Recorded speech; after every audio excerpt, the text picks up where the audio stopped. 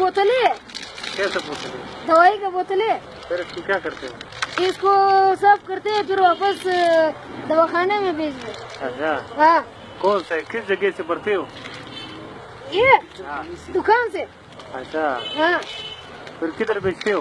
फिर सिविल अस्पताल में। आला, ये तो बहुत अच्छा काम है यार। हाँ ना। कितना पैसे मिलता है? बस मिलेगी दिन में 200-300 मिलेगा। हाँ बस सही है, ठीक। हाँ ना, बस ये भी दिखाओ जरा इसको। हाँ सही है, सही।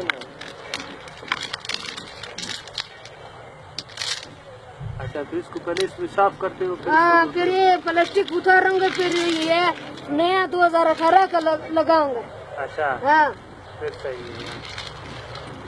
नाज़रीन, ये आप देख रहे हैं, ये जो ना ये बच्चे लगे हुए जिना रोड पे, तो इसको दोबारा साफ करके जो ना ये लोग वापस भेजते हैं। और ये लोग कह रहे हैं कि ये सिविल अस्पताल में बिकता है, तो समझा क्या? ये आप देख लें, बस ये वीडियो बना रहे हूँ मैं इनकी।